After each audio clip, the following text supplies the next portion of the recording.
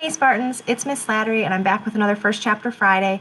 I'm really excited about the book that I'm going to share to you. In the interest of full disclosure, I haven't even finished this book yet. You can see where I'm at. I've just got a little bit left to go. But I was so excited to share it. I thought why not? We'll do it for this Friday. So the author of this book is actually an up and comer, a new author to kind of spring onto the literary scene, and she's just been fabulous and kind of taken the world by storm. Her name is Silvia Moreno-Garcia. And her new book, Mexican Gothic, it came out a couple months ago, I think maybe over the summer, but I've been dying to get my hands on it. I've got my fingers crossed. It's on my Christmas wish list, so we'll see.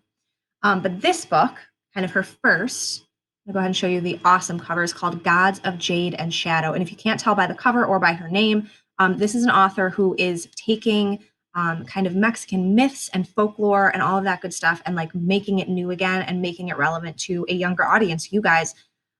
So take a look. I mean, really just take a look at that cover art. I'm in love with it. And then this is the back cover. You can kind of see.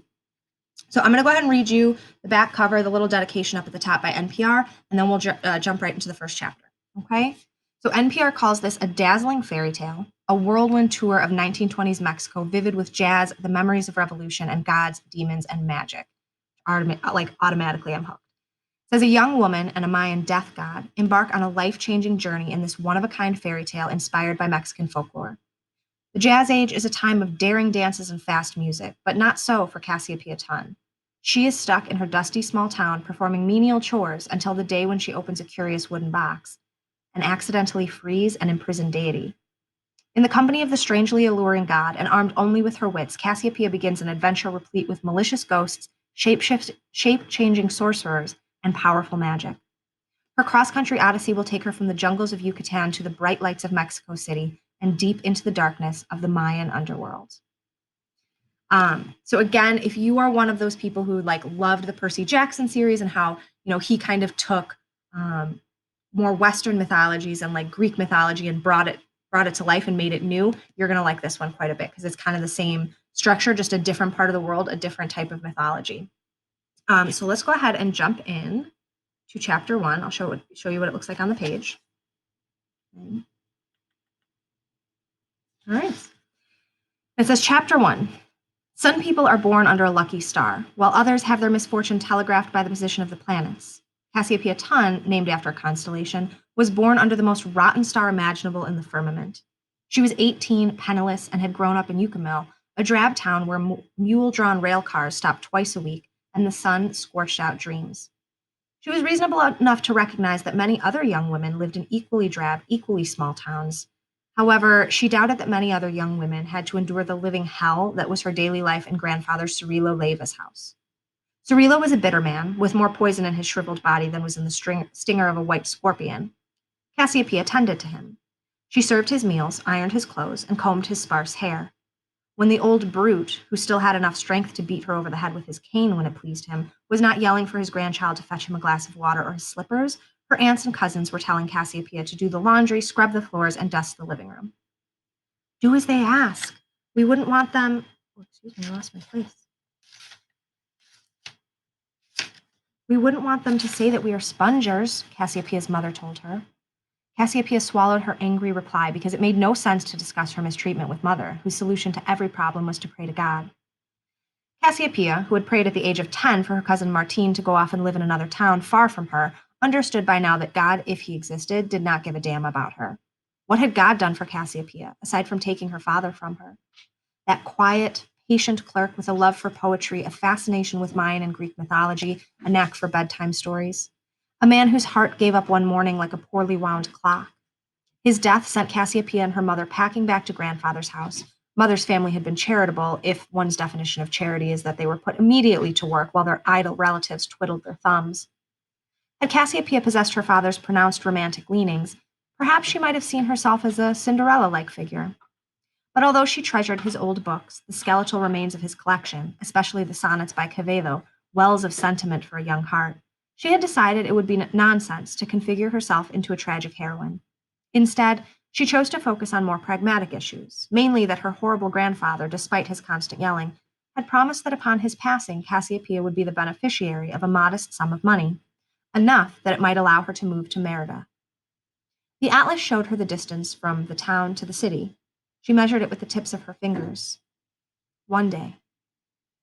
In the meantime, Cassiopeia lived in Cerilo's house. She rose early and committed to her chores tight-lipped like a soldier on campaign. That afternoon, she had been entrusted with the scrubbing of the hallway floor. She did not mind because it allowed her to keep abreast of her grandfather's condition. Cerilo was doing poorly. They did not think he'd make it past the autumn. The doctor had come to pay him a visit and was talking to her aunts. Their voices drifted into the hall from the nearby living room, the clinking of dainty china cups punctuating one word here and another there. Cassiopeia moved her brush against the red tiles, attempting to follow the conversation. Expecting to be informed of anything that went on in the house in any other way was ridiculous. They never bothered talking to her except to bark orders. Until two shiny boots stopped in front of her bucket. She did not have to look up to know it was Martin. She recognized his shoes. Martin was a youthful copy of their grandfather. He was square-shouldered, robust, with thick, strong hands that delivered a massive blow. She delighted in thinking that when he grew old, he would also become an ugly, liver-spotted wretch without teeth, like Cerilo. "There you are. My mother is going crazy looking for you," he said. He looked away when he spoke.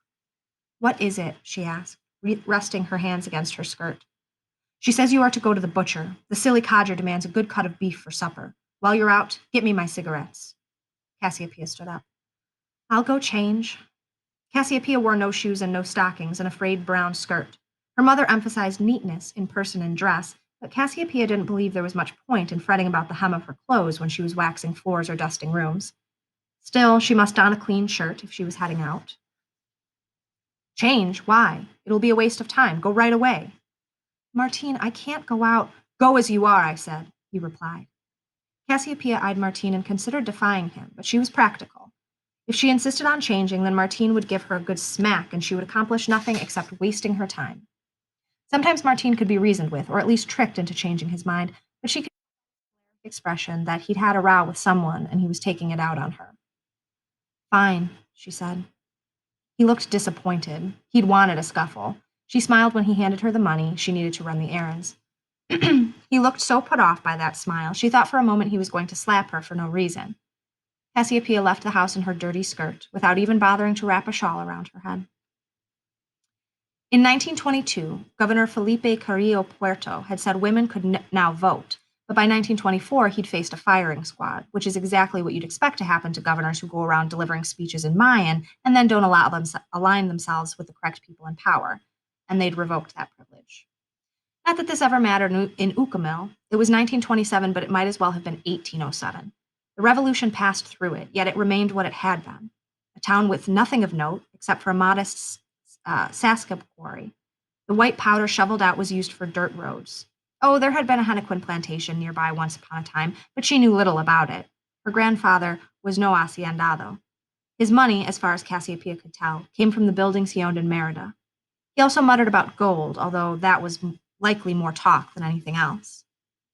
So while women in other parts of the world cut their hair daringly short and danced the Charleston, Ucamil was the type of place where Cassiopeia might be chided if she walked around town without her shawl wrapping her head. The country was supposed to be secularist after the revolution, something that sounded fine when it was printed as a decree, but was harder to enforce once push came to shove. Cristero rebellions bubbled down the center of Mexico whenever the government tried to restrict religious activity. That February in Jalisco and Guanajuato, all priests had been detained for inciting people to rise against the anti-Catholic measures promoted by the president. Yet Yucatan was tolerant of the Cristeros, and it had not flamed up like other states.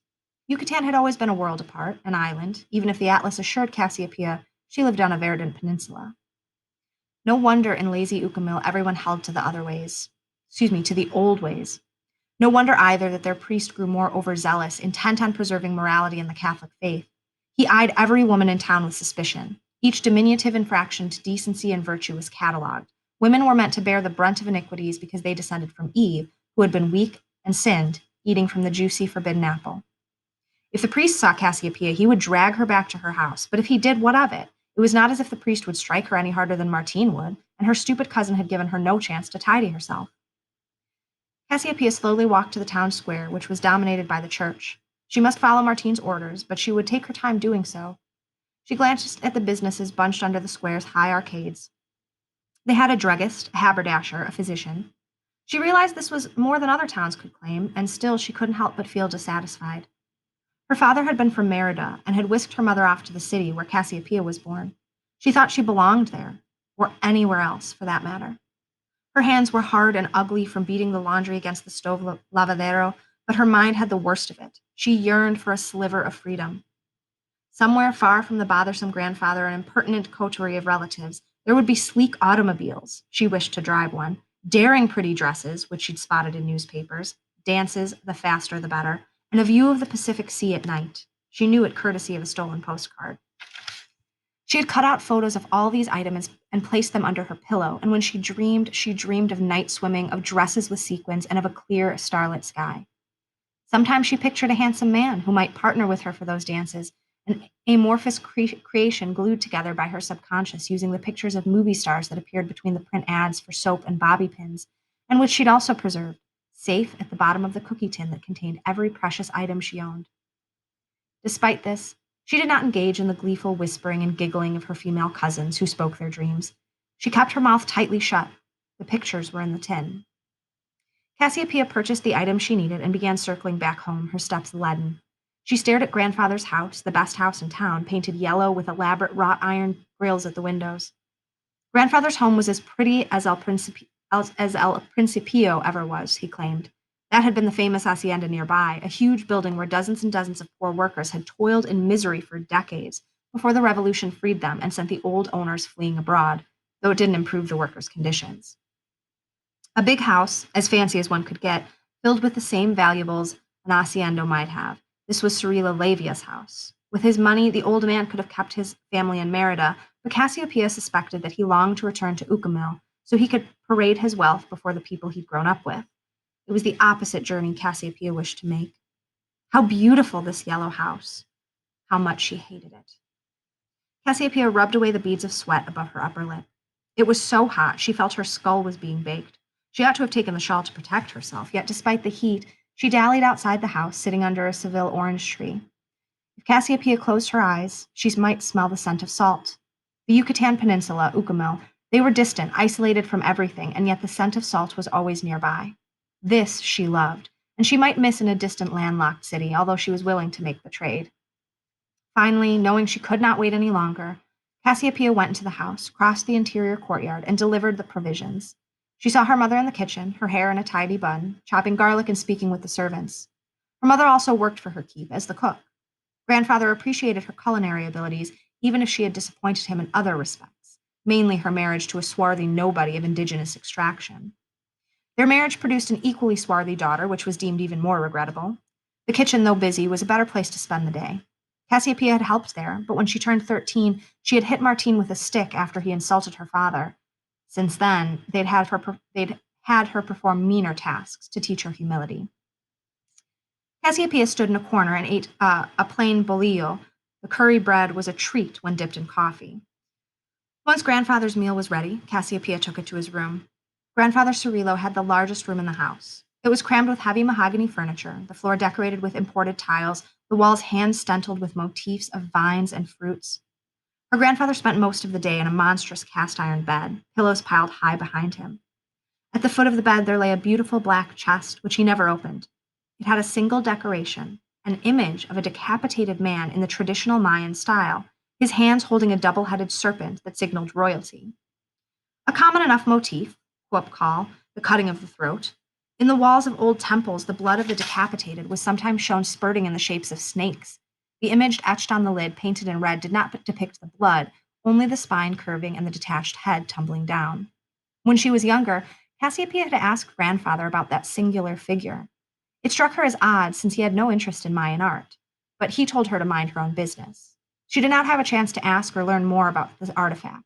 Grandfather kept the key to the chest on a gold chain around his neck. He took it off to bathe and to go to church, since the priest was strict about forbidding any ornamentation during his services. Cassiopeia set her grandfather's supper by the window, and grunting, he stood up and sat at the table where he had his meals every day. He complained about the salting of the dish, but did not yell.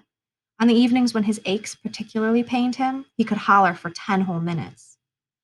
"Do you have the paper?" he asked, as he did every Friday. The 2 days when the rail car stopped by the town, they brought the morning daily from the Merida. "Yes," Cassiopeia said. "Start reading." She read. At certain intervals, her grandfather would wave his hand at her. This was the signal that she should stop reading that story and switch to something else. Cassiopea doubted her grandfather cared what she read. She thought he simply enjoyed the company, although he did not say this. When he was fed up with her reading, grandfather dismissed her. I heard you were rude to Martine today, her mother told her later as they were getting ready for bed. They shared a room, a potted plant, a macrame plant hanger for said plant, and a cracked painting of the Virgin of Guadalupe.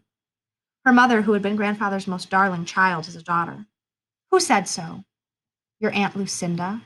She wasn't there. He was rude to me first, Cassiopea protested. Mother sighed. Cassiopea, you know how it is. Mother brushed Cassiopeia's hair. It was thick, black, straight as an arrow, and reached her waist. During the daytime, she wore it in a braid to keep it from her face and smoothed it back with Vaseline. But at night, she let it loose, and it cloaked her, hiding her expression. Behind her curtain of hair, Cassiopea frowned. I know he is a pig, and grandfather does nothing to curb him. Grandfather is even worse than Martine, such a mean old coot.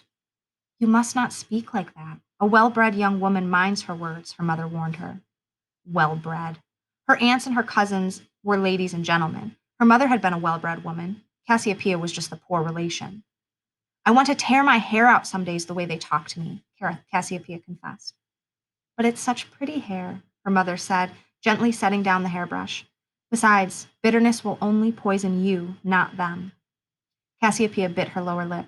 She wondered how her mother ever gathered the courage to marry her father, despite her family's protestations.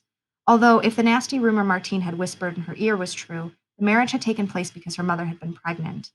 That, Martine declared, made her almost a bastard, daughter of a worthless pauper prince. And that was why she had hit him with a stick, leaving a scar upon his brow. This humiliation he would never forgive her. This triumph she never forgot. Did you go over that reading I marked for you? Oh, Mother, what does it matter if I can read or write or do sums? Cassiopea asked irritably. It matters. I'm not going anywhere where it would matter. You don't know that. Your grandfather has said he'll give us 1,000 pesos each upon his passing, her mother reminded her. In Mexico City, a shop worker at a reputable store could get 5 pesos for a day's wages, but in the countryside, half of that and less was even more realistic. With 1,000 pesos, Cassiopea might live in Merida for a whole year without working. I know, Cassiopea said with a sigh. Even if he doesn't give us all that, I've got my savings. A peso here and a peso there. Maybe we can figure something out for you. Once you're a little older, a year or two, perhaps we might think of Merida. An eternity, Cassiopea thought. Maybe never. God sees your heart, Cassiopea, her mother said, smiling at her. It is a good heart. Cassiopea lowered her gaze and hoped this was not the case, for her heart was bubbling like a volcano and there was a tight knot of resentment in her stomach. Here, give me a hug, her mother said. Cassiopea obeyed, wrapping her arms around her mother like she'd done when she was a child, but the comfort she derived from this contact in her youth could not be replicated. She was upset, a perfect storm inside her body. Nothing ever changes, Cassiopea told her mother. What would you like to see change? Everything, Cassiopea thought. She shrugged instead. It was late, and there was no sense in rehashing the whole thing. Tomorrow there would come the same litany of chores, her grandfather's voice ordering her to read, her cousin's taunts. The world was all gray, not a hint of color to it. Okay? And again, that last line, not a hint of color to her world, is kind of suggesting that soon there will be, right? Soon when she discovers, this Mayan god kind of trapped away in her grandfather's house, there will be color in her life. So again, ladies and gentlemen, this is just a fantastic read. It is bright and vibrant and has so much going on. The main character, Cassiopea, is like super cool. She doesn't take any beef from anybody. So check this one out. This one would be a good one to read over your winter break. All right. Thanks for listening, Spartans. I'll see you next week.